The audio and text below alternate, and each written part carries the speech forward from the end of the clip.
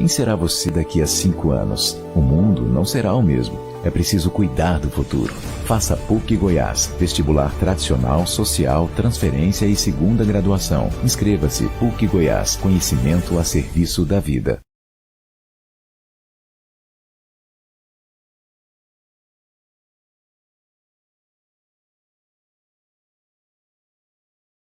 O isolamento ainda é a melhor maneira de conter o coronavírus.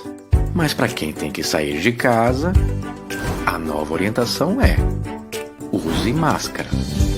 Você pode fazê-lo em casa. Escolha um tecido que não deixa passar as gotículas. Dobre primeiro assim, depois assim. Prenda com 2 elásticos de cabelos e pronto. Ah, se você precisa sair, o uso da máscara é obrigatório. Ela pode ser feita em casa mesmo, mas precisa ser usada corretamente. Não coloque as mãos no tecido. Pegue sempre pelo elástico. Evite falar muito. E não abaixe para falar. Cada máscara funciona por 2 horas. Então leve máscaras reservas. Guarde as usadas em um plástico fechado. E chegando em casa, deixe todas por 10 minutos em solução de água sanitária. E lembre-se, a máscara só protege se for usada corretamente.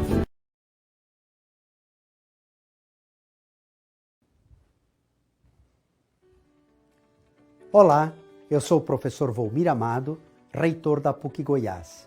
E estou aqui para dar as boas-vindas a você.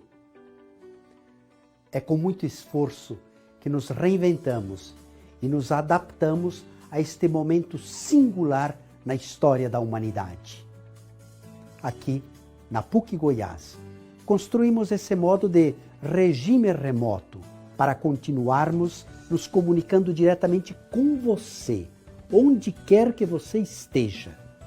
E assim, continuamos juntos, com a missão e com o trabalho de ensinar e de aprender. Foi pensando em você que confiou na PUC e que a tornou parte de sua vida. Foi pensando em você que criamos o Circuito Ciência em Casa PUC Goiás, uma forma de compartilhar também no ambiente virtual toda a riqueza que a troca de experiências acrescenta ao seu conhecimento e à sua formação de competências, de habilidades e de novas atitudes. Havíamos projetado um ano bem diferente para 2020. Mas a história decidiu tomar outro rumo. Então, saber reinventar-se na adversidade também deve compor a nossa aprendizagem. Todos estamos nos esforçando para fazer o melhor e para aprender com este momento que coloca no centro do protagonismo a importância da ciência para a humanidade. Por isso, seguimos valorizando a ciência, o conhecimento, a formação qualificada, a capacitação profissional e humana. Você pode acompanhar todos os eventos em nosso site. Vários deles são abertos a toda a comunidade externa. Então, quando há essa possibilidade, convide também os seus amigos, seus familiares, aqueles que você quer bem, para que lhe façam companhia e para que também participem conosco e com você. Aproveite e nos siga em nossas redes sociais.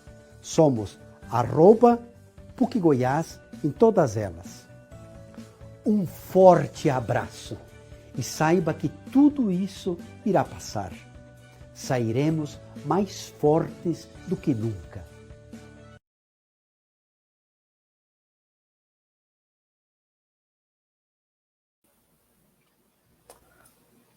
Olá, bom dia a todos.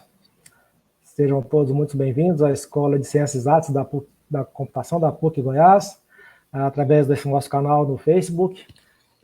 Nós estamos inaugurando neste momento a Trilha da Tecnologia, Atualidade e Tendências, e nessa oportunidade temos o prazer de sediar a primeira edição deste ano do Data Driven Conference. Estamos aqui com o professor Júlio César, com o professor Leonardo Amorim, E para apresentar o palestrante que irá falar sobre os desafios do engenheiro de dados, peço ao professor Júlio César, por favor, que eu apresente e agradeço a presença de vocês. Muito obrigado. Bom dia, professor André. Bom dia, professor Leonardo Afonso.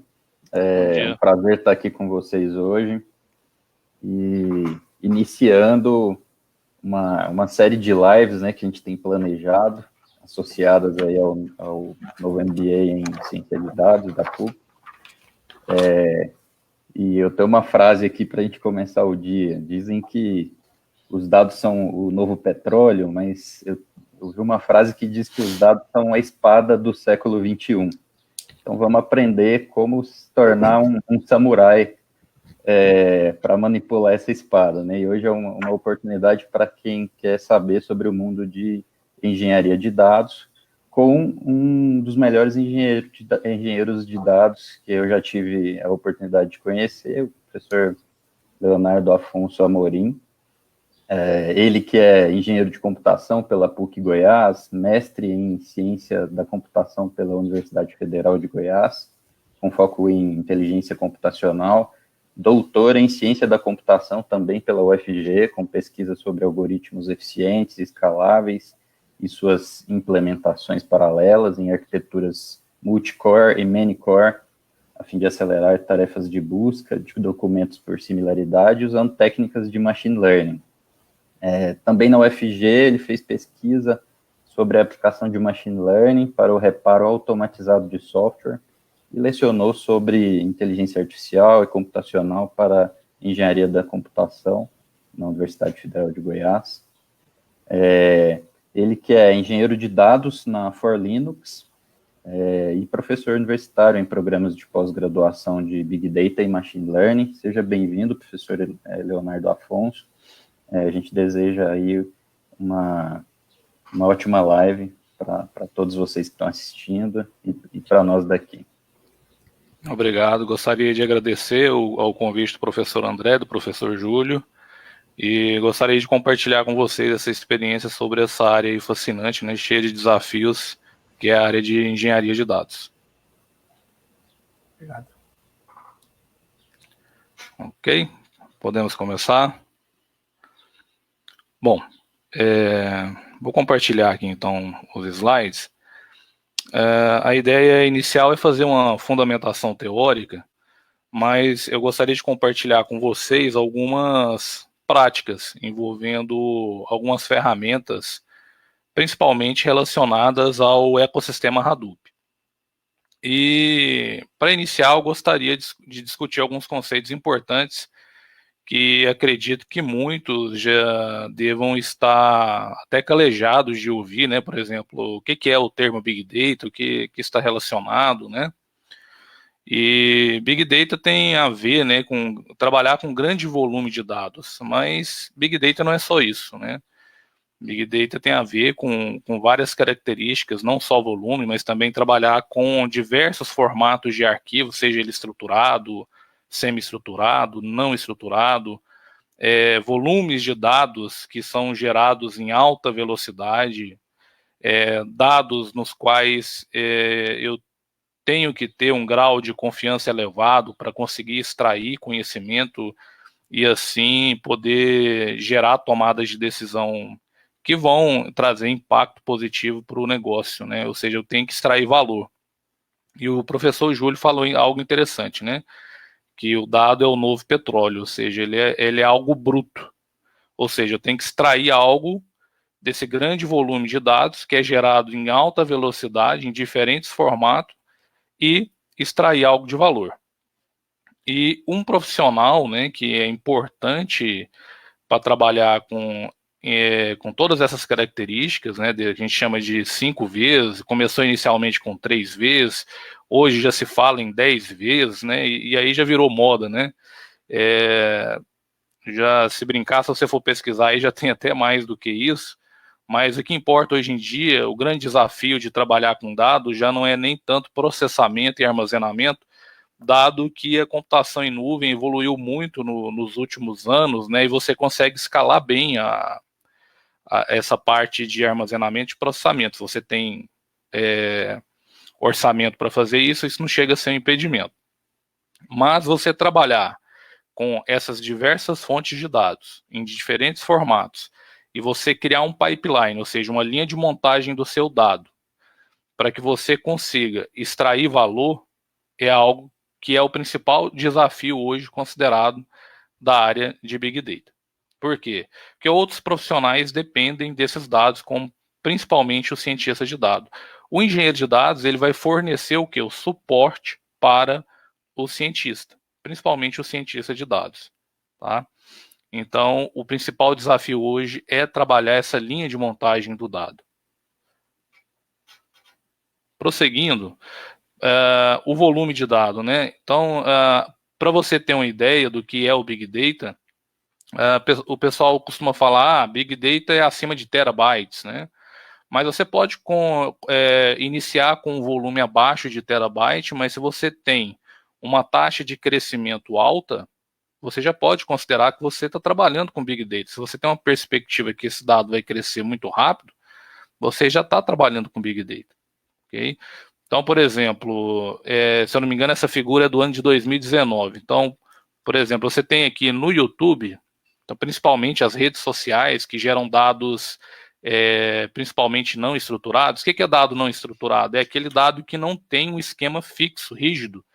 Por exemplo, um documento de texto, um tweet, né, que é um documento que não tem uma estrutura rígida, como, por exemplo, uma planilha eletrônica, uma tabela num banco relacional, né, ou um arquivo semi-estruturado, como um XML, um arquivo JSON, que é configurado no estilo chave-valor, né. Essas redes sociais geram um grande volume de dados. Então, por exemplo, 1 minuto, você tem aqui que você tem 4,5 milhões de visualizações de vídeo. Então, isso aqui é uma oportunidade de você extrair conhecimento. Então, aqui eu tenho dado bruto, que eu posso usar algoritmos de machine learning para fazer classificação e tentar extrair conhecimento, né? Então, você tem Instagram, que é uma das principais redes sociais hoje em dia. Você tem, por exemplo, aplicativos como o Uber, que apesar agora da pandemia ter diminuído a quantidade de corridas, né? Mas se você pegar, por exemplo, o ano passado, né? Quantas corridas que se tinha por minuto, né? Vamos supor aqui que você teria 10 mil corridas por minuto. Então, a quantidade de dados que você consegue capturar aí, né? Durante essa corrida. Então, esse dado bruto, você pode tentar correlacionar com outros tipos de dados daquele usuário, né? O smartphone da pessoa, aquilo é um sensor da pessoa. Então, você está capturando dado o tempo inteiro. Está gerando dado o tempo inteiro. E que isso pode ser usado para tomada de decisão. E para onde que vão esses dados? Como esses dados podem ser armazenados? Como esses dados podem ser estruturados para tomada de decisão?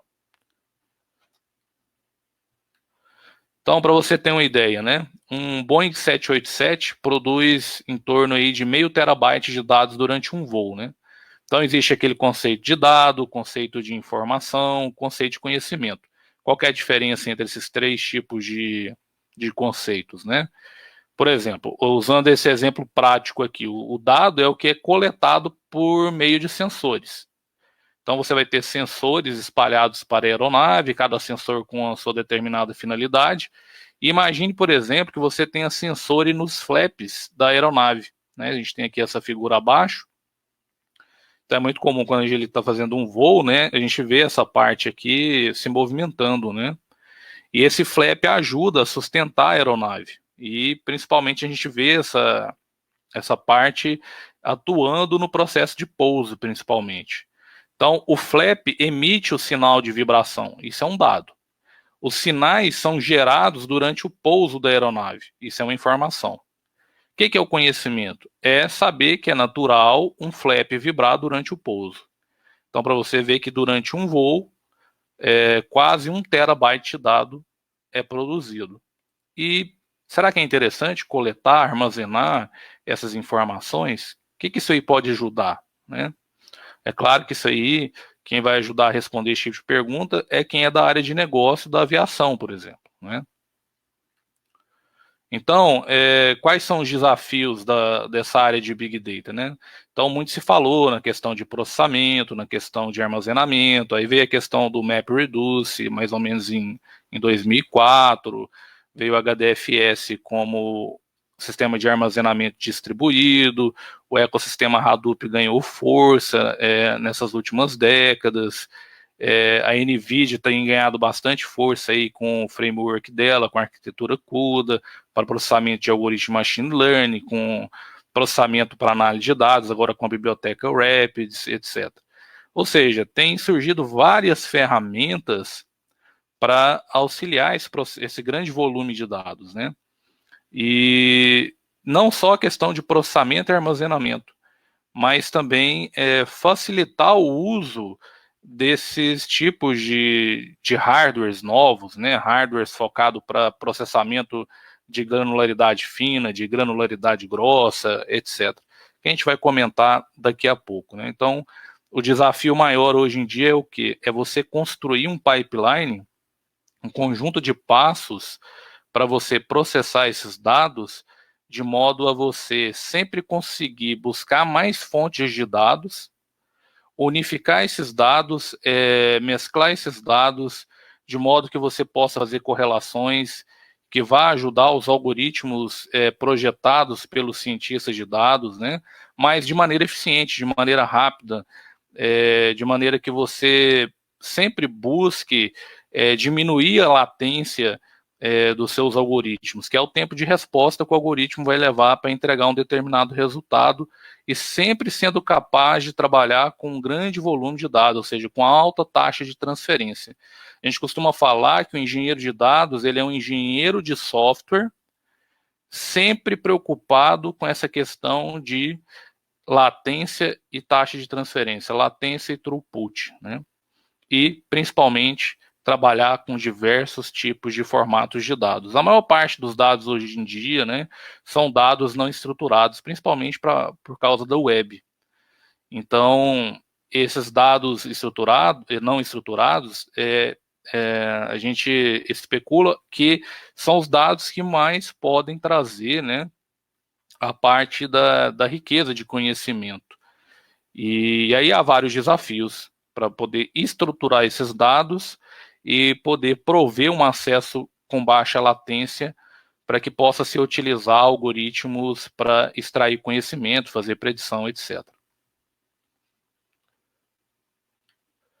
Então, a ideia esse profissional, o engenheiro de dados, dar o suporte ao cientista, criando uma linha de montagem desse dado, desde a ingestão do dado, fazer o pré-processamento do dado, as transformações do dado, fazer o armazenamento, definir se aquele processamento vai ser um processamento em lote ou se vai ser um processamento em stream, né?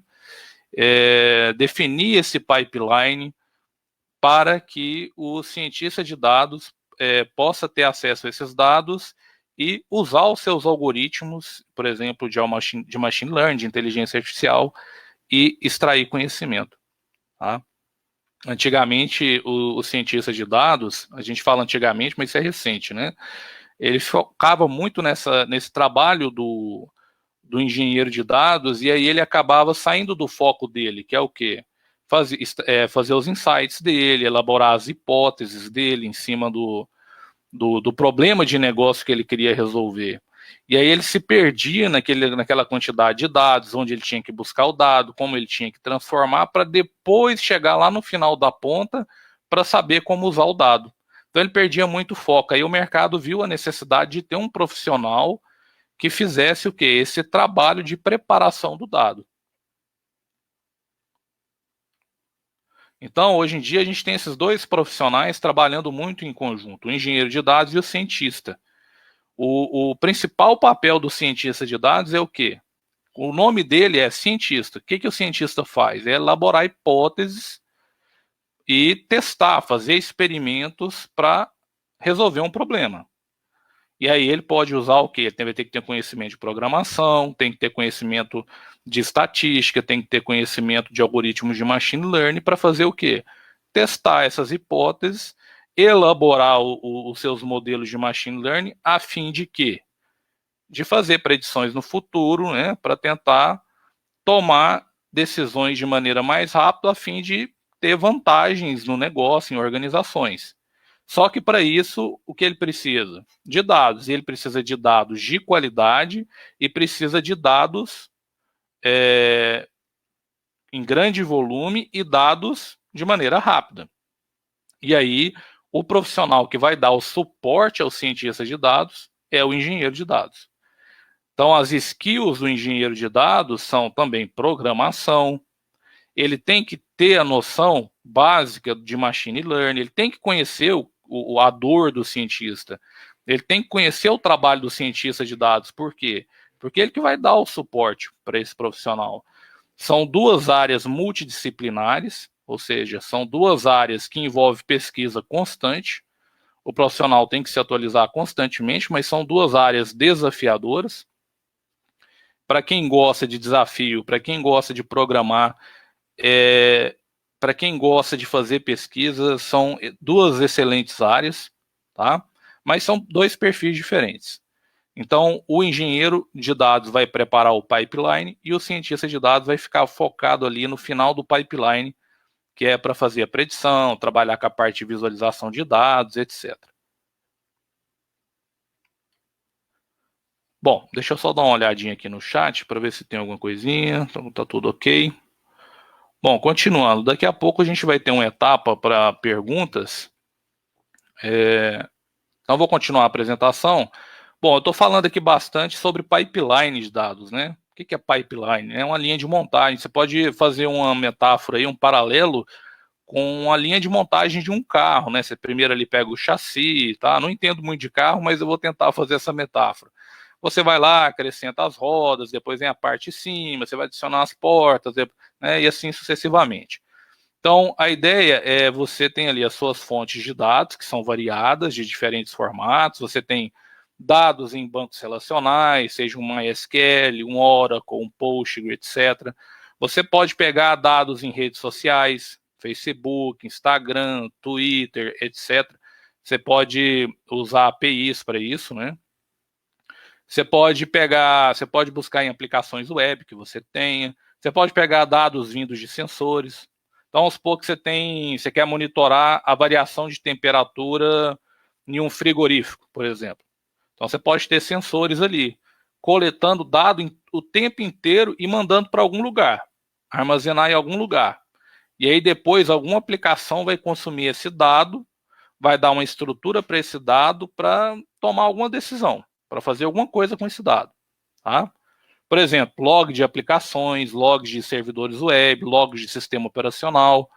Ou seja, você tem uma origem do dado. Tá? E aí a gente tem o conceito de data lake, ou de lago de dados, né? Então, criaram esse conceito para quê? Bom, vamos criar um repositório central de dados, onde a gente possa ter um repositório que seja escalável. Já que a gente vai trabalhar com grande volume de dados, ele tem que ser escalável. E aí, a gente tem aí no ecossistema Hadoop o que a gente chama de HDFS. O HDFS foi projetado para trabalhar com um grande volume de dados, com arquivos grandes, etc.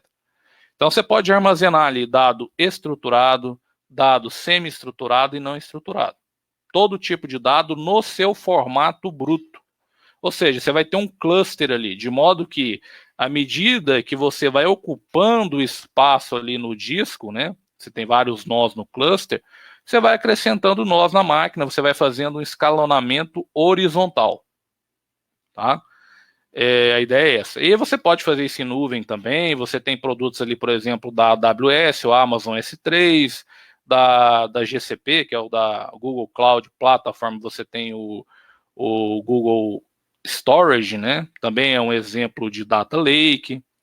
Tá? É diferente do Data Warehouse, que procura estruturar o dado já no armazenamento. O Data Lake não. O Data Lake, ele armazena o dado no formato bruto.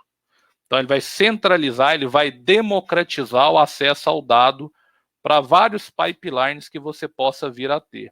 Aqui no exemplo dessa figura, eu tenho dois pipelines. Eu tenho um pipeline superior, Geralmente o pipeline ele tem algumas etapas, obrigatoriamente você não precisa preencher a todas, tá? Depende do que você quer trabalhar, mas geralmente você tem ali a parte de ingestão de dados, a parte de armazenamento, a parte de processamento, a parte de servir o dado e a parte de visualizar o dado, tá?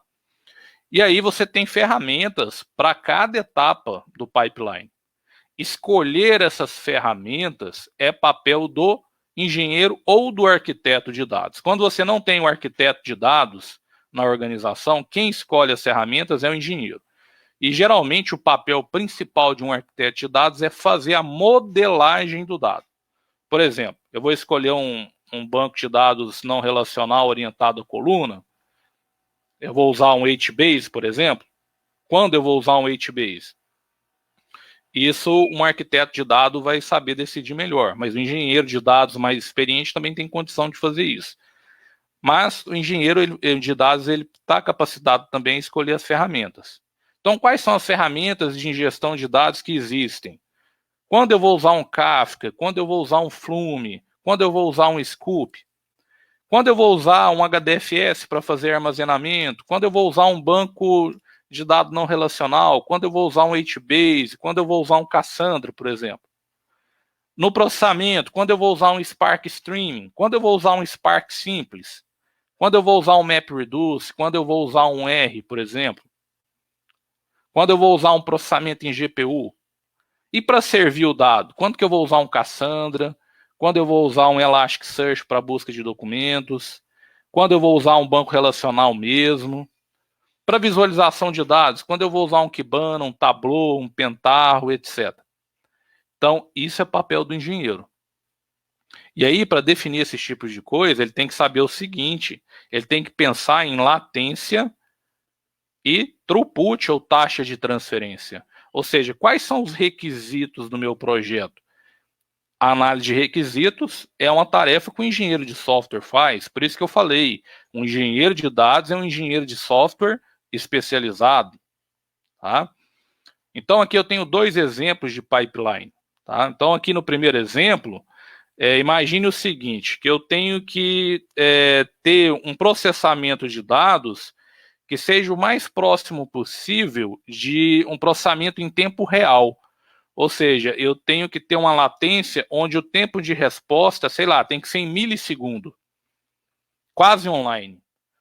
E aí é o seguinte, eu tenho aqui meus sistemas que estão gerando dados o tempo inteiro. Imagine o seguinte, escolha o Twitter.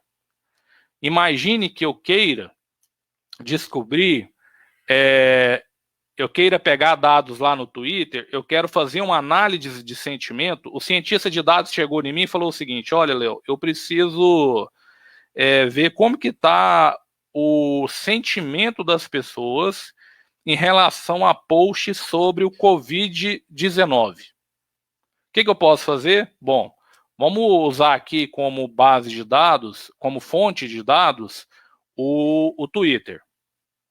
Tá? Vamos usar aqui como a palavra-chave Covid-19, ou Covid apenas. Então, o que a gente pode fazer? A gente pode ir lá na API do Twitter, cria uma conta de developer, gera as chaves e gera os tokens necessários para poder ter permissão de acessar os dados do Twitter. E aí, o que a gente pode fazer? A gente tem que criar o nosso pipeline. Bom, eu sei que o Twitter gera dado ali muito rápido, principalmente se eu for pegar um termo, por exemplo, como Covid, como Trump, por exemplo, tá? Que é o presidente dos Estados Unidos, está sempre envolvido com coisas importantes, em polêmicas, etc. Ou seja, é muito provável que vai ter muito dado sendo gerado constantemente, em grande volume e em velocidade. Ok. Então, eu tenho que pensar numa ferramenta de ingestão de dados que seja capaz de quê? De dar conta de receber essas mensagens sem perdê-las. E que seja capaz de transmitir essas mensagens para outras ferramentas que vão processá-las.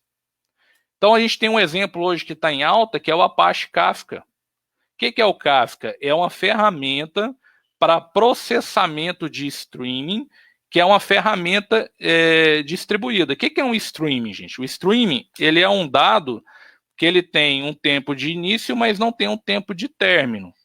Então, por exemplo, um log que é gerado por uma aplicação, tá? Dados vindos de sensores, e são dados que são ali gerados o tempo inteiro, tá? São dados gerados o tempo inteiro. Então, aplicações em tempo real geralmente trabalham com esse tipo de dado, o streaming. O que a gente está fazendo aqui agora é um streaming. Então, o que acontece? O Kafka, ele trabalha do seguinte modo. Imagine o seguinte, vamos supor que eu pegasse o dado que está chegando do Twitter e mandasse para o Spark, que é o framework para processamento de dado, executar ali o algoritmo de machine learning logo de cara. O que poderia acontecer? Se eu tiver um grande volume de dados, o meu sistema ali pode começar a perder mensagem, porque eu tenho limite de hardware, embora eu possa estar trabalhando com cluster, eu tenho limite de hardware, limite de memória, limite de processamento, etc., limite de disco. Então, o Kafka, ele funciona o quê? Ele funciona como um intermediário e ele é um sistema distribuído também. Ele é um cluster, no qual ele vai fazer o quê? Ele vai tirar o acoplamento entre as aplicações que geram dados e que recebem dados. Então, o que ele vai fazer? Bom, ao invés do dado sair do Twitter e ir direto para o Spark, ele vai ser o quê? Armazenado em disco no Kafka. Ah, mas disco tem uma latência alta, ele é mais lento. Não, ele usa algoritmos algoritmos eficientes que ele consegue acessar esse dado rapidamente. Ou seja, ele faz o processamento de streaming e ele é durável, de modo e é particionável, ou seja, ele pega esse dado e particiona num cluster e ele consegue acessar rápido. De modo que o Spark, que é o que vai processar o dado, ele assina um tópico, que é a partição que existe no Kafka. Chegou um dado no Kafka, o Spark pega o dado e processa. De modo que várias aplicações podem ali no Kafka consumir. Ou seja, se tiver um alto volume de dados em cima do Kafka, ele não vai perder mensagem, ele vai armazenando ali. E ele é escalável, eu posso acrescentar nós. Então é uma excelente ferramenta que o engenheiro de dados hoje em dia tem que conhecer. Tá? É uma ferramenta para ingestão de dados, assim como o Flume. O Scoop, por exemplo, você pega dados de bancos relacionais e importa para o seu data lake como HDFS, você pode importar para um data warehouse no ecossistema Hadoop, que é o Hive, você pode importar para o HBase, que é um banco NoSQL, etc. Tá? O Spark Streaming, por exemplo, já é a forma como eu vou processar o meu streaming que vai vir do Kafka. Então imagine o seguinte, chegou 1000 tweets. Então, eu não vou processar os 1000 tweets de uma vez. O que eu posso fazer? Eu posso pegar esses 1000 tweets e quebrar em pedacinhos menores. Eu posso falar o seguinte, olha, eu vou pegar aqui N tweets dentro de um espaço de 5 segundos. E aí, já que eu quero fazer a análise de sentimentos, eu vou fazer o seguinte, dentro desses primeiros 5 segundos, quantos tweets tiveram análise positiva e quantos tiveram negativa? E aí eu passo para o meu algoritmo fazer a predição, a classificação, se foi positivo ou negativo. O Spark Streaming, ele só trabalha com o quê? Com microlote. Ele vai pegar o meu streaming e vai quebrar em microlotes, tá? E aí depois eu posso passar para o Spark, que aí tem frameworks para machine learning, para processamento natural de linguagem, etc. E aí ele vai aplicar o quê? O algoritmo, vai fazer lá a classificação. De lá eu posso fazer o seguinte, agora eu vou salvar o resultado. Tá, eu vou salvar o resultado aonde? Eu vou pôr num data lake, eu vou pôr num HDFS que tem uma latência alta, é mais lento para recuperar. Eu tenho que fornecer esse dado para recuperação mais rápida. Então, qual ferramenta que eu vou usar? Por exemplo, o resultado que eu estou gerando é uma tabela larga com milhares de colunas, milhões de linhas. É uma tabela esparsa, onde a maioria das células estão vazias. Então, isso tudo o engenheiro de dados tem que pensar. Por quê? Porque se eu quero servir esse dado para as outras aplicações num tempo de resposta muito baixo, eu tenho que saber escolher a ferramenta correta. Então, eu teria que usar, por exemplo, um Cassandra, um HBase, que são bancos não relacionais orientados à coluna, capazes de trabalhar com milhares de colunas, milhões de linhas e dados esparsos, tá? E que são capazes, né, de trabalhar em cluster, por exemplo, o HBase. O Bigtable, por exemplo, funciona muito similar ao HBase, que é o da Google, que é o que dá suporte ao Gmail, tá? Que dá suporte ao Google Maps, por exemplo. Por exemplo, se eu tiver uma aplicação como Kibana, Tableau, alguma ferramenta para visualizar dados, ele pode consultar ali o Cassandra, consultar o HBase para acessar esse dado rapidamente. Ou seja, o cara que vai montar esse pipeline é o engenheiro de dados. Aqui embaixo tem outro pipeline, tem várias formas de combinar isso. Eu quero dar só uma visão geral, porque isso aqui pode se estender bastante, tá? Depois eu vou deixar aberto para alguma pergunta que vocês queiram fazer, para não tomar muito tempo. Eu não vou entrar muito em detalhe no segundo pipeline. Deixa eu até ver se está tudo ok aqui no chat. Ok? Eu vou seguindo. Bom, aí surgiram algumas arquiteturas para você se abstrair das ferramentas e pensar na parte de quê? Dos requisitos. Tá? E aí a gente tem a arquitetura Lambda, tem a arquitetura Kappa. A arquitetura Lambda, por exemplo, é uma arquitetura de processamento de dados projetada para lidar com grandes volumes de dados. Então, você pode obter vantagem tanto de processamento em lote quanto de fluxo, em batch quanto streaming, né? Qual que é o objetivo dessa metodologia? Balancear a latência, taxa de transferência e tolerância à falha. Ou seja, se eu trabalho com um cluster, eu tenho que ter a tolerância à falha, porque quanto maior o cluster, maior a probabilidade de um nó falhar, tá? E aí eu tenho que ser capaz de fornecer visões, resultados dos meus algoritmos que tenham uma acurácia, tá? Tanto envolvendo aí resultados do processamento de lote, quanto resultados do processamento de fluxo, tá? Que no caso é prover visões de dados online, né? E aí a arquitetura Lambda, você tem a camada de lote, que é o pré-batch layer, gerencia os dados mestre e pré-computa as visões de lote. Então, por exemplo, na camada batch layer, daquelas ferramentas que a gente viu, a gente poderia ter o scoop, que você pode transferir dados, né, de tabelas de bancos relacionais para o data lake, que seria o HDFS, tá? É uma latência alta, embora seja uma computação paralela, etc. No caso, o speed layer, você passar os dados, fazer ingestão de dados com o Kafka, você pode considerar um speed layer, né? Fazer o processamento com Spark Streaming, você pode considerar como speed layer, embora você tenha ferramentas que façam aquele processamento bem mais rápido, como, por exemplo, uma Apache Flink, para trabalhar com streaming. A camada de exibição serving layer, naquele exemplo que eu dei, seria o Cassandra, poderia ser o HBase, poderia ser o Google Bigtable, né? Seria o responsável pela indexação, exposição das visualizações, para que outra aplicação possa consultar, tá? Possa gerar um dashboard, por exemplo. Então, essas seriam as 3 camadas. Então, olha só, outro exemplo de pipeline. Então, imagine o seguinte, que você tem aqui um problema de logística, você tem aqui uma cadeia de transporte, você tem ali seus carros, os caminhões, que são equipados de sensores, para pegar as rotas, pegar o estado do caminhão em si, etc., que possa estar o quê? Enviando os dados para onde?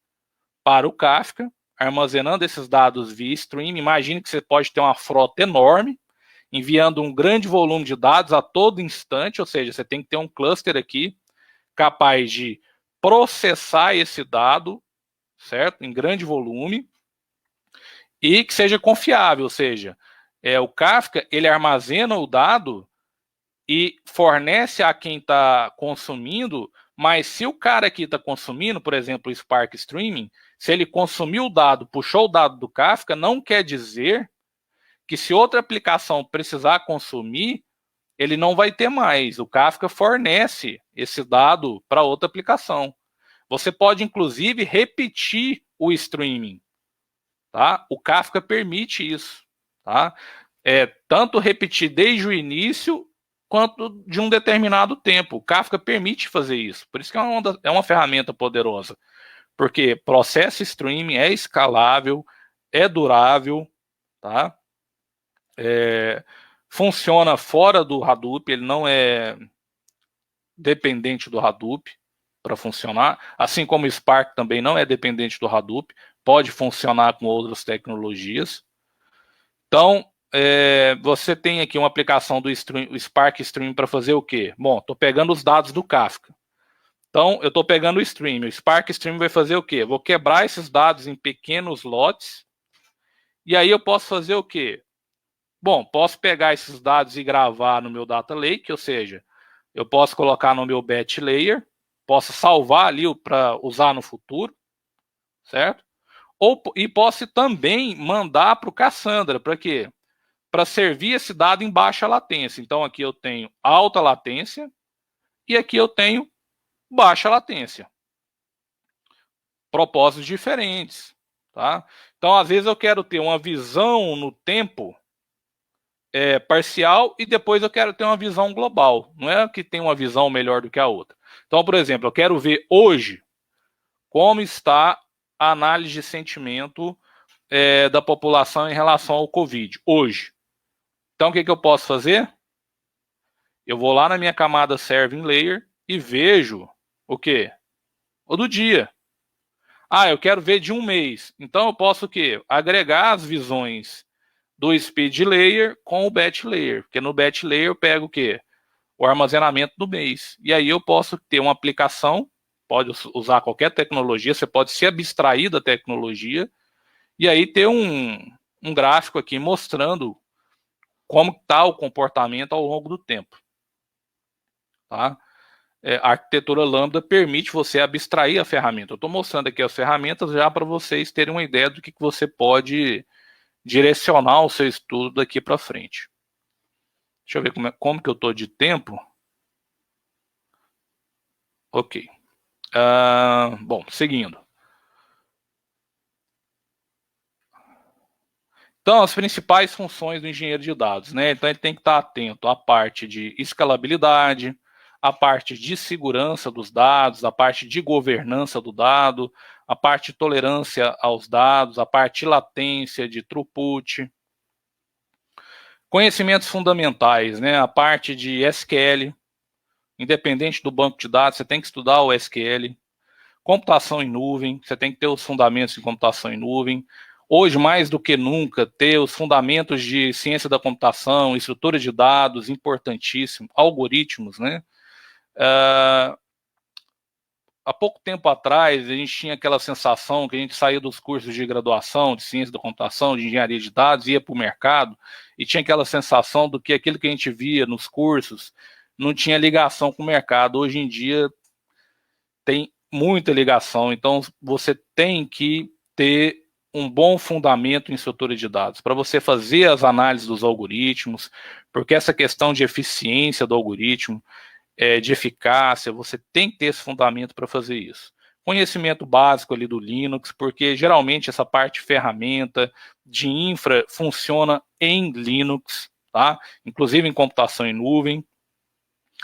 Python, eu recomendo, existem várias linguagens para você trabalhar com engenharia de dados, mas Python é uma linguagem amigável, acessível, que vai quebrar várias barreiras iniciais para você começar com engenharia de dados, e depois você pode ir para outras, como Java, Scala, né? Scala é muito performática, né? Mas você pode começar com PySpark, por exemplo. Então eu recomendo você ter esses fundamentos.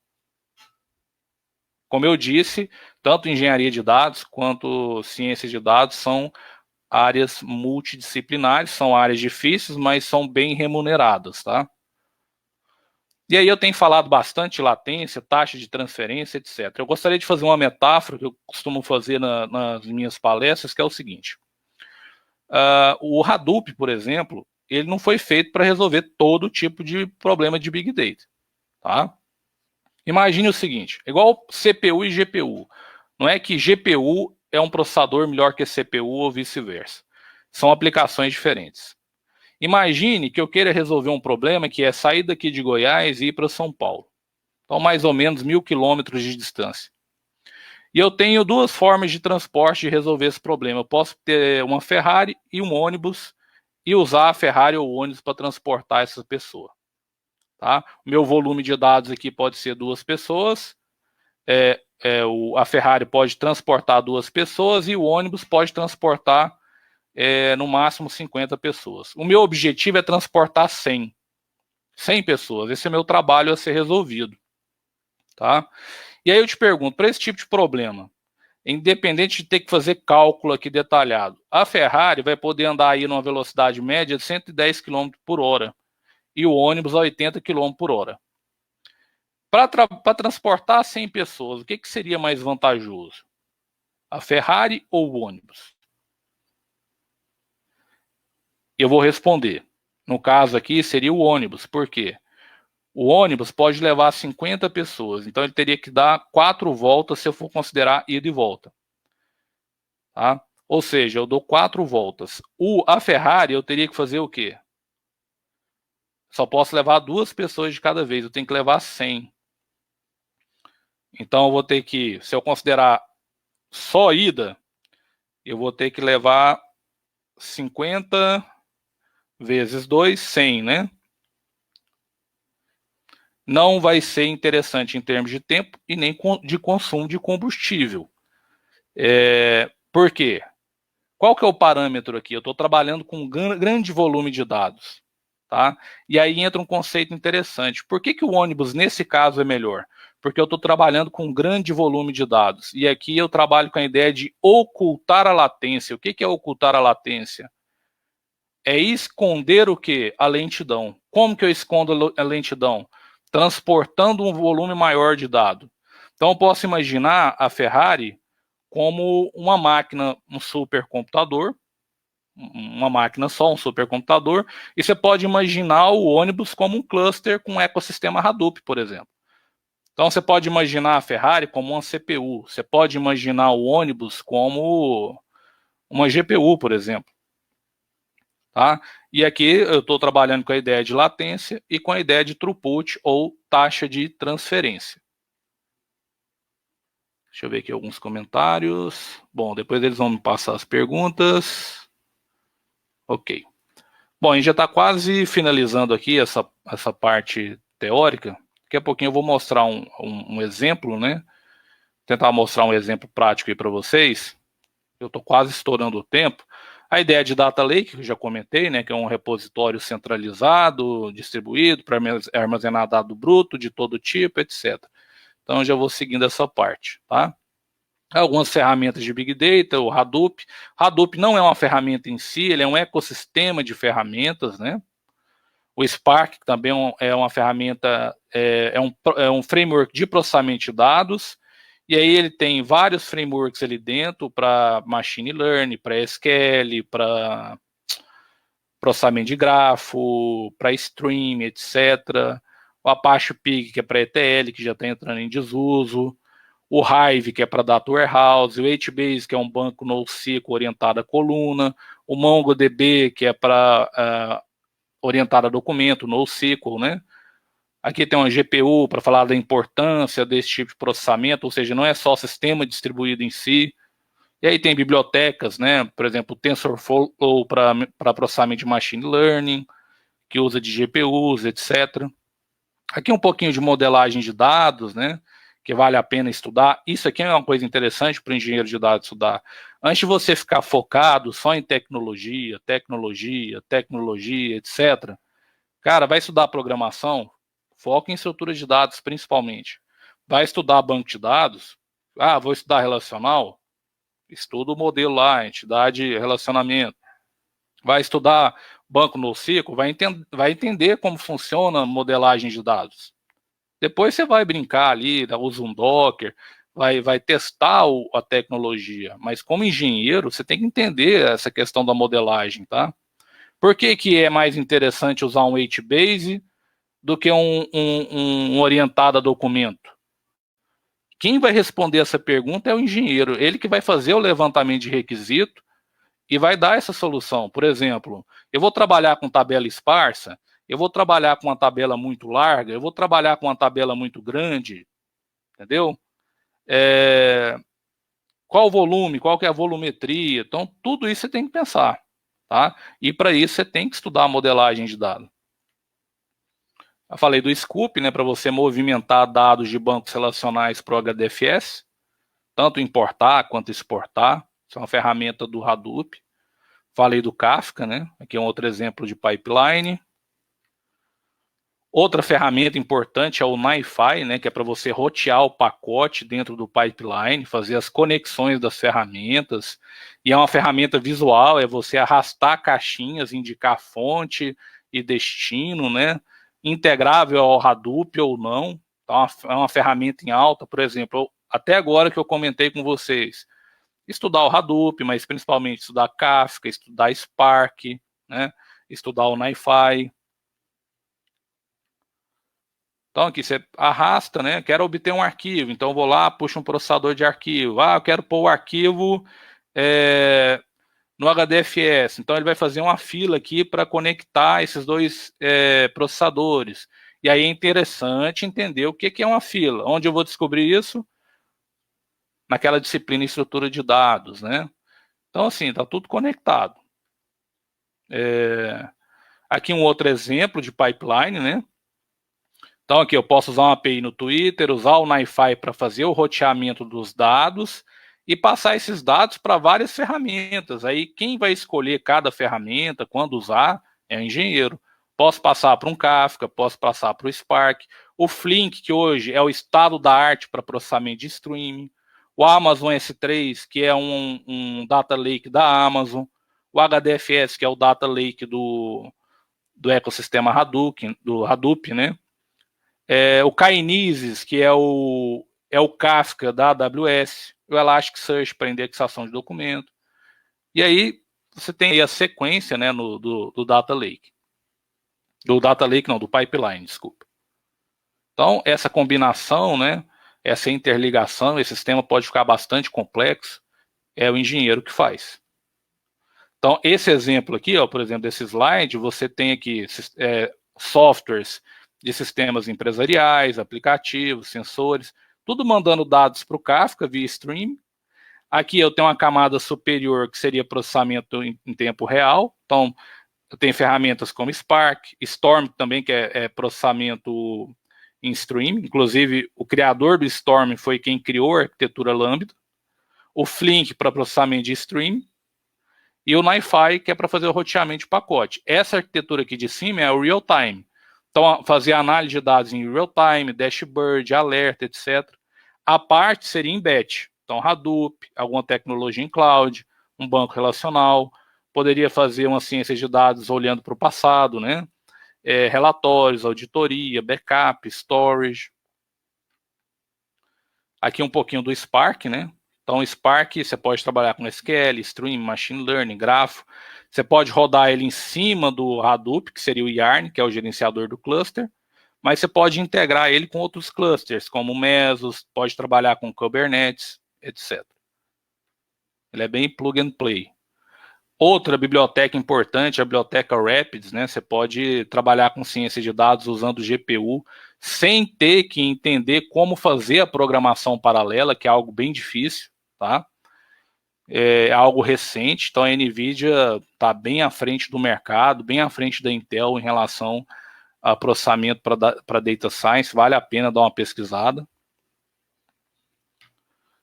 Bom, perfil do engenheiro de dados, tem que ser pesquisador, tem que ter paciência, geralmente nada funciona de primeira, tem que ser bastante estudioso, mas vale a pena, tá? Vale a pena mesmo, para quem gosta de estudar, pesquisar e ter um bom rendimento mensal, vale muito a pena, tá bom?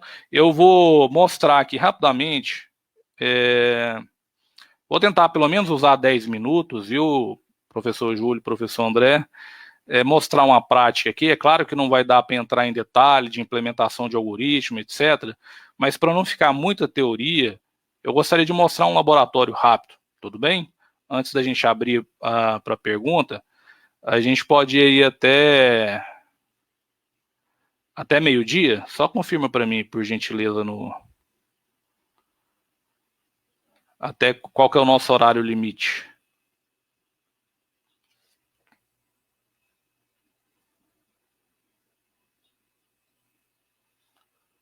Meio-dia. Não, então dá tempo. Eu vou mostrar rapidamente uma prática aqui para a gente não ficar só em conversa, né? Tranquilo? Vamos lá. Pessoal, olha só. Aqui eu tenho eu levantei um cluster Hadoop, tá? Aqui é a interface onde eu uso o Apache Ambry para dar uma visão aqui de alguns serviços rodando, né? Como HDFS, que é o meu sistema de arquivo distribuído, o Yarn, que é o gerenciador do cluster, é tipo o sistema operacional, né? O MapReduce, que é quem vai fazer o processamento, e o Spark, tá? E o Zookeeper é quem vai coordenar se as máquinas do cluster estão vivas, ativas, etc. Bom, eu não vou entrar em detalhe, a gente não tem tempo, etc. Mas é uma ferramenta que eu estou simulando um cluster, é um cluster falso de uma máquina só. Estou usando um sistema de virtualização, tá? Estou rodando uma sandbox, ou seja, uma máquina para a gente fazer besteira mesmo. Já liguei essa máquina e aqui eu estou com 2 terminais onde eu vou simular o quê? Uma geração de stream e vou mostrar uma tela onde eu vou contabilizar o seguinte, eu vou mostrar uma aplicação de contagem de palavras. Então, é como se eu quisesse saber o seguinte, ó, dado uma geração de texto, eu quero ver quais são as palavras mais frequentes. Tá? Então, o que eu vou fazer? Eu vou mostrar para vocês aqui rapidamente um código em Python, né, o PySpark, que seria esse Spark Stream Demo.py. Então, basicamente é o seguinte, esse código aqui, ele vai receber um texto, um stream. Eu vou abrir uma porta de rede aqui, a porta 3333. A mesma máquina que vai receber o dado é a máquina onde eu vou enviar o dado. Eu vou pegar esse stream, eu vou pegar essa grande frase que ele vai receber, eu vou quebrar em palavras. Depois que eu quebrar em palavras, eu vou agrupar as palavras que são iguais, ou seja, eu vou fazer um processamento de mapeamento, aquela ideia de MapReduce. Eu vou usar a ideia de dividir para conquistar, né? Quando o problema é muito grande, a gente divide para conquistar. E aí, agrupando essas palavras que são iguais, eu vou atribuir o valor 1 para ela, e aí eu vou fazer a operação de redução, que é a computação em si, né? Que é somar nesse caso. Então, toda vez que eu encontrar pares onde a chave, ou seja, a palavra é igual, eu vou fazer uma operação de redução, que é somar os valores, que a gente chama de reduce by key. Ou seja, fazer um word count, contar as palavras. E aí eu vou printar na tela, por exemplo, à medida que o stream chega, eu vou mostrar na tela o resultado parcial. Tá? Eu não vou entrar muito em detalhe, porque a gente não tem tempo. Eu vou rodar esse processo. Tá? Para a gente rodar um pipeline muito grande, eu precisaria de muita memória aqui agora, inclusive eu tenho 15,4 GB de memória, eu estou já com 11, tá? Eu queria mostrar um pipeline mais complexo para vocês, mas faltaria memória aqui nessa máquina agora, então eu vou mostrar algo mais simples, tá? Numa outra oportunidade, gostaria de mostrar algo mais complexo para vocês. Mas ok, vamos lá. Eu vou rodar aqui esse script. Vou dar um Spark Submit, vou submeter esse job ao cluster. E aí ele vai ficar mostrando na tela o que ele está recebendo de stream, que por enquanto não está recebendo nada. Nessa parte de cima aqui, imagine que eu tenho um dashboard. Vamos fazer um trabalho aí de abstração. Então, de 2 em 2 segundos, que está lá no código, eu acabei pulando, não mostrei, mas lá está configurado o seguinte, o Spark Stream, ele definiu lá uma janela de 2 em 2 segundos. A cada 2 segundos, ele vai pegar um microlote de stream que chegou. Não está chegando nada, por isso que ele está mostrando isso aqui. Então, o que eu vou fazer? Eu vou simular uma aplicação aqui embaixo, eu vou conectar com o comando do Linux, que é SNC, poderia ser usando uma API, em Python, Java, etc. Vou me conectar a essa porta Olha só. E ele está esperando eu mandar stream. Eu vou colocar aqui alguma coisa. Vou colocar aqui, ó, big data. Vou colocar driven, enter. Mandei. Olha lá, ele pegou dentro de um microlote.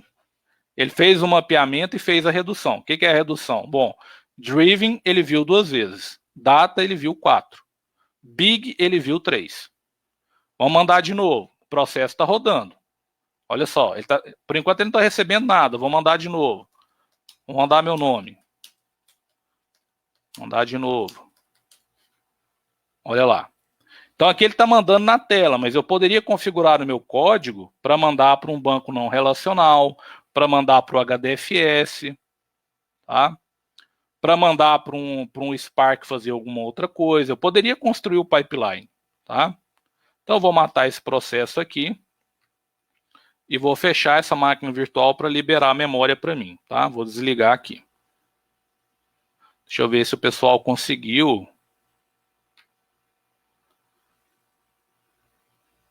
Bom, vocês conseguiram acompanhar aí esse exemplo? Assim, é um Hello World bem simples de Spark Streaming, tá?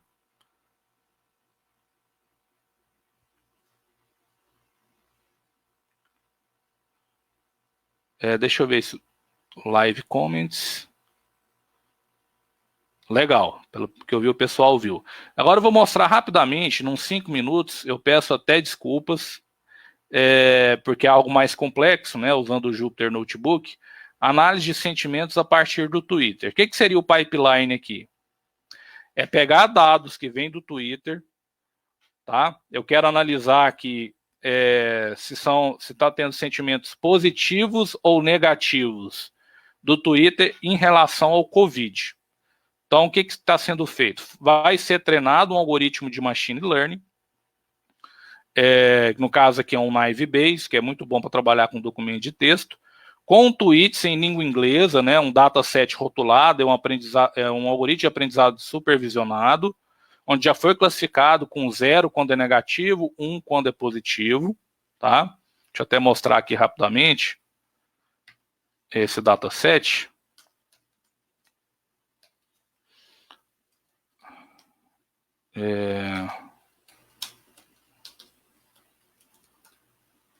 Olha só, é um arquivo CSV que eu vou usar. Então aqui é o ID do item. Depois aqui é a segunda coluna. Veja que é um arquivo separado por vírgula. 0 é o sentimento negativo, 1 positivo. Aqui é um código para o sentimento e tal. E aqui o texto. Então aqui. E só o SED, aqui já dá para ver que é negativo, né? Então ele foi rotulado com 0. Aqui já foi rotulado como positivo, né? Inclusive ele usou aqui uma carinha, né? Então com 1. Ou seja, é um dataset até pequeno, que vai ser usado para treinar o algoritmo. A fonte de dados vai ser o Twitter, tá? Então eu criei uma conta de developer lá, importei as bibliotecas para o web, para poder pegar esse dado, etc. Vou usar o Spark Stream para processar. O intervalo de batch vai ser em 5, eu vou pegar o stream e vou criar microlotes de 5 em 5 segundos. Então já vou começar a rodar meu programa. Tá? Não vou chegar a comentar detalhe de código porque a gente não tem tempo, tá? Então estou executando.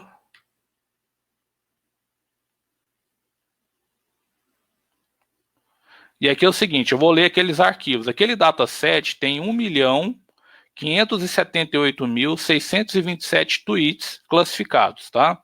1 para sentimento positivo, 0 para sentimento negativo. Quem tiver curiosidade depois, tem isso aqui no Kaggle, tá? Nesse link. Então aqui eu vou ler o arquivo. Vou fazer todo o processamento do dado, tirar o cabeçalho, etc. Então esse aqui é um trabalho do engenheiro. Então vai ter etapa onde ele vai treinar, tirar as stop words, né? Que aí o próprio cientista vai auxiliar o engenheiro nessa etapa. Eu vou indicar só as partes importantes mesmo, aqui ó, onde eu passo as minhas credenciais no Twitter para poder acessar a fonte de dado, tá? Mas daqui eu poderia passar do Twitter para o Kafka, e aí no meu código Python, eu assinaria um tópico no Kafka para pegar o dado, ficaria mais interessante. E aqui, ó, o termo que eu vou buscar é o termo COVID. Tá? Deixa eu aumentar um pouquinho aqui. Ctrl mais, aqui ó, termo COVID. Deixa eu ver se o pessoal está falando alguma coisa ali. Vocês conseguem ver? Posso passar no final aqui a descrição, tá, Ricardo? Tá bom, eu vou voltar aqui então no notebook, rapidinho. Então, COVID, vou executar. Bom, se a minha chave ainda estiver atual, para não passar vergonha, igual o Bill Gates nas apresentações dele, então 300 tweets por update. Vamos executar. Então, toda a parte de processamento de dados, vou executando. Vamos na parte que nos interessa agora, que é ir vendo o resultado. Vamos ver se ele vai coletar alguma coisa aqui agora. Vai aparecer o resultado aqui, ó. Eu não sei se vocês estão ouvindo a ventoinha do processador, né? Está processando aqui.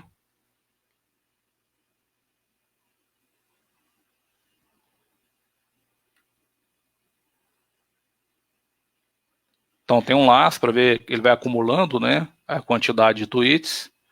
E a ideia é ele me falar, ó, de 300 tweets, sei lá, 200 são negativos e 100 são positivos.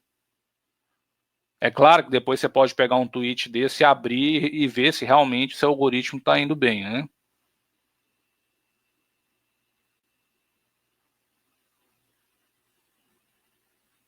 Tá demorando um pouco, eu não sei, teria que ver como que tá o Trend Topics lá no Twitter para esse termo.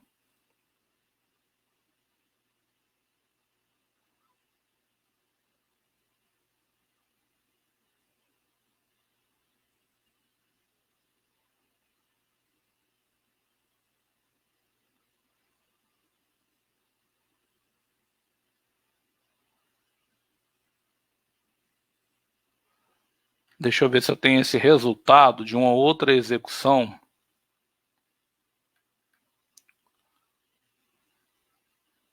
Vamos ver aqui, vai que dá. Agora não funciona. Que aqui é o seguinte, nesse microlote aqui, ele não pegou nada nesse vetor, tá? Nesse script ele grava em arquivo, tá? Também, ele mostra na tela e grava em arquivo. Nesse exemplo aqui, estava configurado para pegar 500 documentos, tá? Então, olha só, esse resultado aqui foi o seguinte, de 500, pode acontecer de não dar os 500 exatos, mas nesse caso aqui, a maioria foi negativo, ó, 437 negativo, 64 positivo. No outro microlote, 62 positivo, 439 negativo, é o esperado mesmo, né? Agora, você poderia pegar isso aqui e jogar naquela camada de servir o dado, se alguma aplicação online precisar acessar para fazer alguma outra coisa. Poderia colocar numa camada em lote para você ir agregando os dados para fazer uma análise em lote posteriormente, né? Esse resultado aqui, ó, que eu peguei aqui, é resultado desse último comando, onde ele vai gravar, né? Então, eu vou paralisar aqui, já vou deixar um tempo para perguntas, porque senão fica sem tempo aí para vocês perguntarem. Tranquilo? Bom, pessoal, é isso aí. Então, estou disponível aí para perguntas. Obrigado, seu Leonardo. Muito bem. O Júlio César vai começar com as perguntas, Júlio? Por favor. Sim, vamos lá.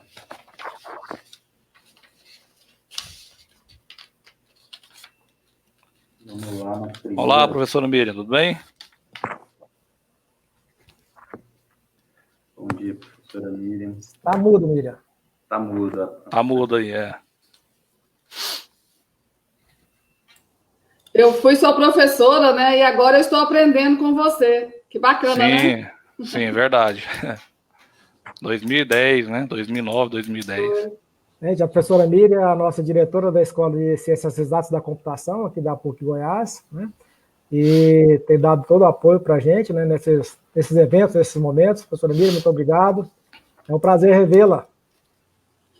Prazer é todo nosso. A gente agradece a presença de vocês aqui na Escola de Ciências Exatas da Computação.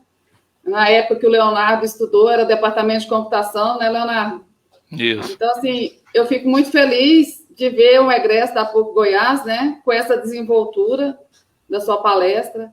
Isso, assim, nos deixa na certeza de um sonho realizado, né? Que você fez uma graduação e tudo que você apresentou na sua palestra, você usou os conceitos que aprendidos aí na graduação, né? E Sim. Você não parou só nisso, você cresceu, você atualizou. E a tecnologia é assim. Então, parabéns aí pela palestra. Seja muito bem-vindo sempre aí à PUC Goiás.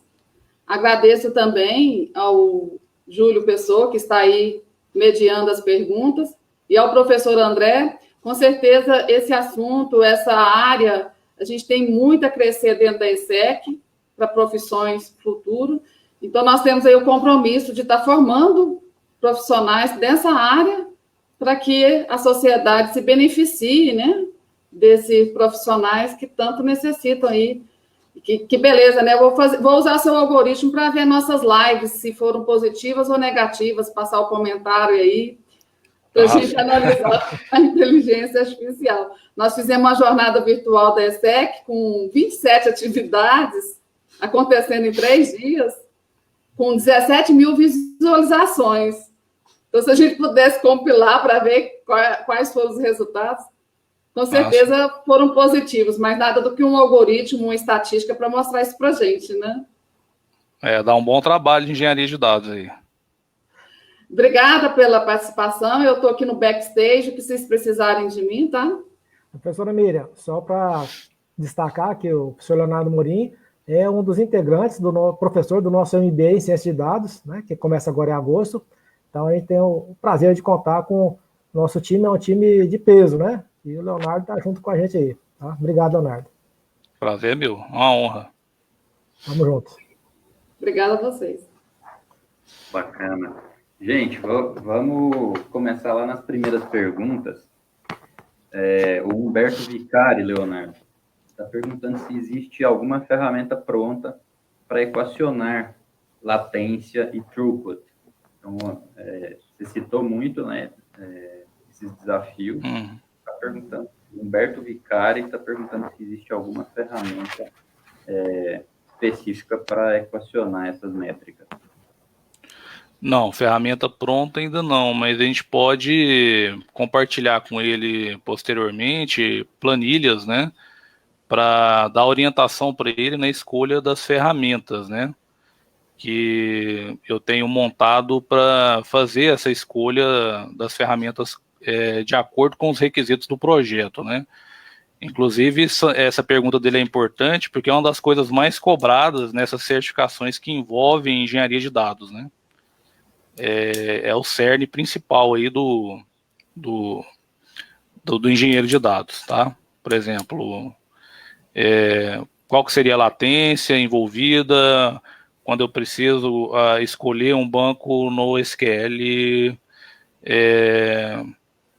Eu estou trabalhando com HBase, por exemplo. Eu quero uma latência menor. O que seria uma latência menor do que HBase? Abaixo de milissegundo, por exemplo. Eu teria que ter uma ideia de quanto que seria isso, né? Então, não existe uma ferramenta específica para isso, pelo menos até onde eu conheço, tá? Mas eu tenho uma planilha dessa que possa dar um norte para ele. Inclusive, você pode encontrar, se você olhar na internet, tem um documento chamado GCP, a gente pode passar para ele, que é uma tabela que criaram indicando quais seriam, né, essas ferramentas de acordo com latência e throughput. É um cheat sheet, né, que o pessoal costuma falar, que eles falam qual ferramenta escolher de acordo com latência, tá? Mas software específico para isso eu não conheço.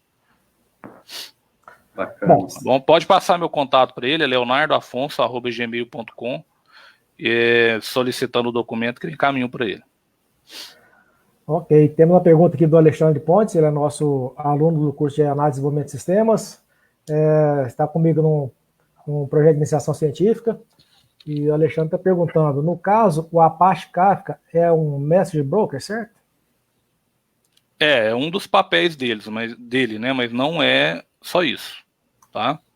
Ele não é simplesmente isso. Ele além de ser um cluster, né, ele faz a parte de quebrar a mensagem, mas ele também ele é durável, ele faz o armazenamento, né, dessa mensagem disco, e ele é escalável e de alto desempenho, certo?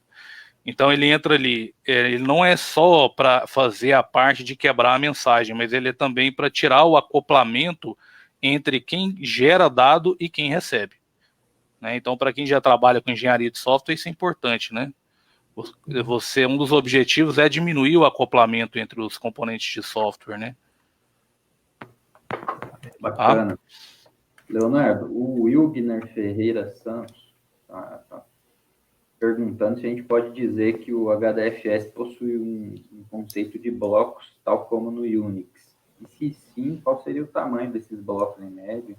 E se um dado muito grande poderia ter blocos armazenados em mais de um servidor no HDFS? Sim, ele trabalha com o conceito de blocos, né? Ele particiona o arquivo em blocos. Hoje em dia, a média o valor exato é 128 MB. Por isso que ele foi feito para trabalhar com arquivos grandes, né? Se você trabalhar com um arquivo muito pequeno no HDFS, você acaba não conseguindo ocultar a latência, né? Que é aquele exemplo que eu dei no slide, né? Então seria você usar aquele ônibus para transportar 2 pessoas. Exato. Então, o que acontece? Você vai ter um processamento mais lento, entendeu? É claro que existem algumas técnicas para você poder trabalhar com arquivos pequenos no HDFS, mas aí você começa a pegar uma solução que foi feita para trabalhar com arquivo grande, você vai ter um trabalho enorme para adaptar para trabalhar com arquivo grande. Aí é melhor você pensar em outras tecnologias para fazer esse processamento, tá? Mas o bloco hoje é 128 MB. E aí o que acontece? Ele vai distribuir esses blocos em vários nós do cluster e trabalhar também com o conceito de replicação. E aí o fator de replicação padrão é 3. É claro que esses valores podem ser alterados no momento que você cria o cluster, tá? Bacana. Bom, Leonardo, o Valdemar Júnior é um dos inscritos no nosso MBA em Ciência de Dados, está perguntando o seguinte: relacionado a conhecimentos fundamentais, apesar da apresentação ser voltada para a engenharia de dados, como ele está no MBA em Ciência de Dados, que vai começar em breve, né, agora em agosto, ele pergunta se pode tomar como base os mesmos conhecimentos para a engenharia ou existem outros. Assim, tá muito os conhecimentos de engenheiro do engenheiro de dados com de ciência de dados tem muita coisa, né, que é em comum entre os dois, né, tá muito correlacionado. Então, se a pessoa for decidir trabalhar como engenheiro de dados, ele não pode deixar de estudar o conhecimento básico do cientista e vice-versa. Então, é importante que ele conheça o trabalho de cada profissional. Sim, inclusive, não sei se foi esse, não sei se foi esse o objetivo da pergunta dele. É isso mesmo? Inclusive, na trilha que ele está matriculado, Leonardo, do MBA em Ciência de Dados, ele vai ter a experiência nas disciplinas mais relacionadas à engenharia antes de ter o contato com a ciência de dados, exatamente para entender todas essas disciplinas, como elas se relacionam. E a gente não tem só hoje um núcleo distante, uma ilha de ciência de dados, de conhecimento, e lá longe uma outra ilha de engenharia de dados. A gente tem muitas coisas convergentes e muitos conhecimentos e ferramentas e práticas que servem a esses dois tipos de profissionais. Então, por isso que na trilha do MBA a gente tem todos esses processos, mesmo sendo um MBA para formar cientistas de dados e gestores e empreendedores que querem trabalhar com esses temas, a gente passa por todos esses processos de engenharia de dados também, que são muito importantes. A área de gestão, de negócio, de governança é muito importante, né? Bacana. A gente tem uma pergunta aqui bem bacana, do Túlio César Leite. O Túlio escreveu: bom dia, tenho interesse em trabalhar com dados, já venho estudando e fazendo alguns projetos na área, entretanto, não se vê por aí vagas de analista de dados júnior ou estágios nessa área. Então, eu te pergunto, qual o melhor caminho para quem está entrando no mercado de trabalho e quer se tornar analista ou engenheiro ou cientista de dados?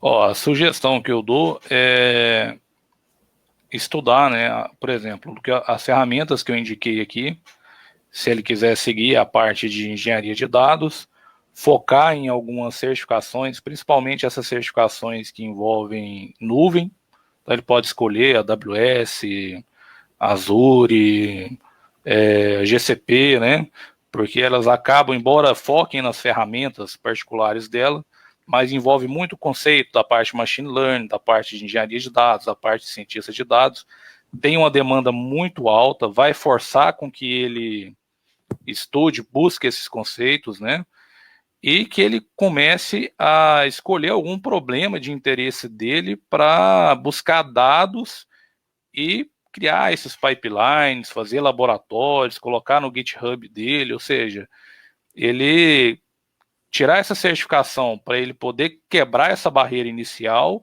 mas também criar alguns projetos iniciais e colocar no GitHub dele, que serve também como um currículo, né? Bacana.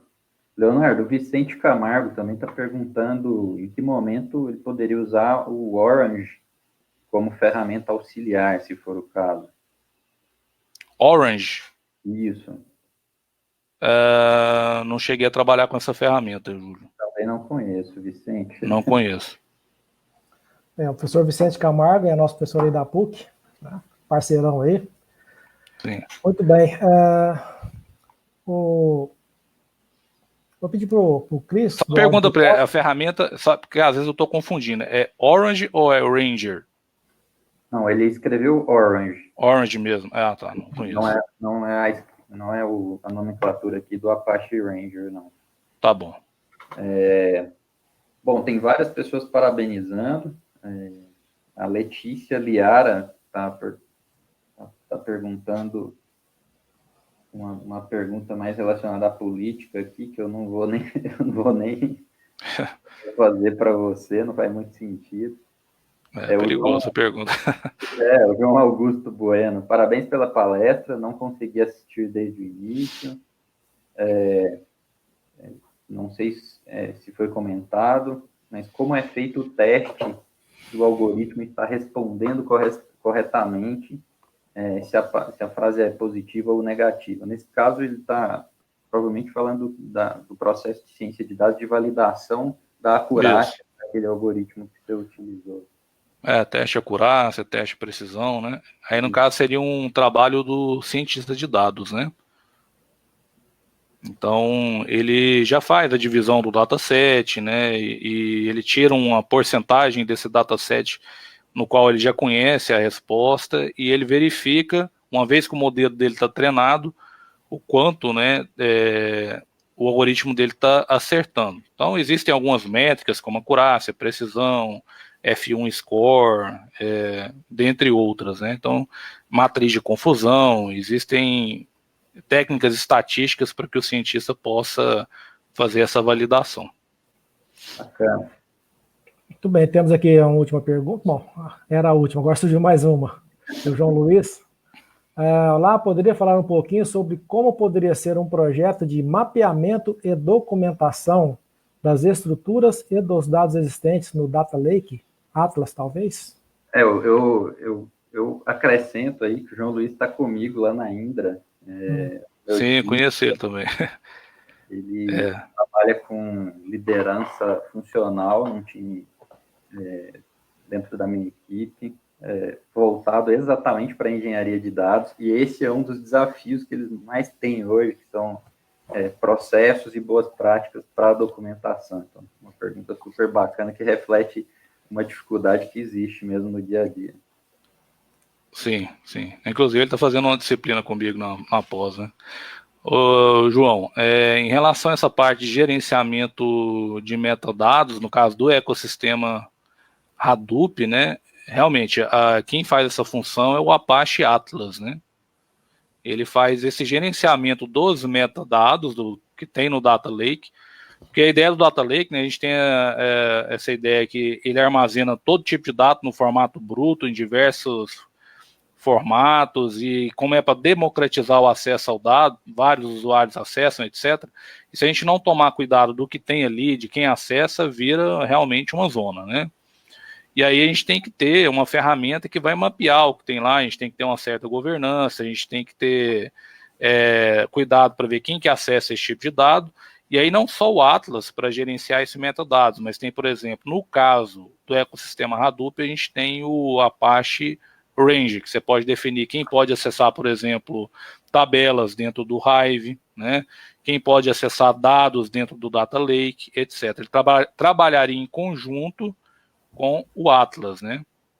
E aí existiriam outras ferramentas da parte de segurança, aí teria que integrar, por exemplo, um Kerberos para ver quem poderia acessar o cluster Hadoop, dentre outras, né? Não teria uma solução única para resolver todo esse tipo de problema de segurança e de mapeamento, de documentação, etc. Sei que a pergunta dele foi focada só nisso, né? De mapeamento e documentação. E no caso aí seria o Apache Atlas junto com o Apache Ranger. Bacana. E é uma ferramenta até tranquila de trabalhar, porque tem uma interface gráfica lá no Ambari, né? Que não exigiria tanto trabalho assim para fazer essa configuração. André, a gente fecha agora as perguntas. O que você acha? A gente chegou no horário da live, né? Estamos aqui na hora, né? 12 horas, está no nosso limite. Nós queremos agradecer muito, né, ao professor Leonardo, agradecer a presença de todos vocês que estão nos acompanhando aqui. Quero aproveitar para dizer que já temos uma próxima live agendada para o dia 17, quarta-feira, às 18 horas, né, aqui no canal do Facebook da Escola de Ciências da Computação. Devemos ter o professor Marcos Prado falando sobre Business Intelligence, né? E já temos uma próxima também para o dia 29, sábado, nos aguardem, tá? Aproveito também para divulgar, né, o nosso MBA em Ciência de Dados. As aulas iniciarão dia 8 de agosto. As inscrições estão abertas, tem um link aí na tela, né? E espero revê-los todos em breve. Leonardo, muito obrigado. Júlio César, muito obrigado. Tenham todos um ótimo fim de semana. E agora, as suas despedidas. Só fazer uma consideração aqui, pessoal. Quem eu não pude responder a pergunta aí, qualquer coisa pode me mandar um e-mail, leonardoafonso@gmail.com. Gostaria de agradecer ao convite do professor André, do professor Júlio. Foi um prazer estar com vocês, né, nessa live. E espero que vocês tenham gostado aí da palestra e dessa área de engenharia de dados. Estou disponível aí para qualquer dúvida sobre essa área. Obrigado aí mais uma vez a todos. Agradecemos. Obrigado, professor André. Obrigado a todos aí pela audiência, por nos acompanhar. E até a próxima live. Isso, e só lembrar os alunos da PUC que tem um link aí para a frequência, né, emissão de certificados, está postado aí no nosso chat. Professora Miriam? Tá muda. Beleza aí, né? Esse mute para não atrapalhar. Então, agradeço novamente a presença de vocês aí. Com certeza o trabalho de vocês vai fazer diferença, vai qualificar a escola. E sucesso aí no MBA e em outros projetos que com certeza virão, né, professor André, professor Leonardo e professor João. Então, que essa parceria se fortaleça a cada dia. Sejam muito bem-vindos aí na PUC Goiás. Muito obrigado. Obrigado, professora Miriam. Obrigado, professora Miriam. Obrigado a todos. Um abraço. Obrigado, bom dia. Um abraço. Bom dia.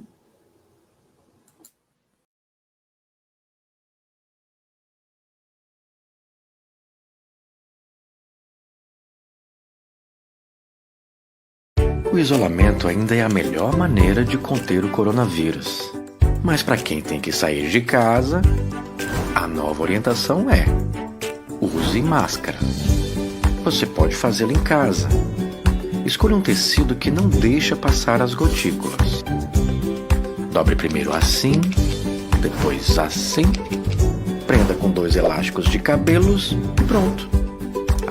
Se você precisa sair, o uso da máscara é obrigatório. Ela pode ser feita em casa mesmo, mas precisa ser usada corretamente. Não coloque as mãos no tecido. Pegue sempre pelo elástico.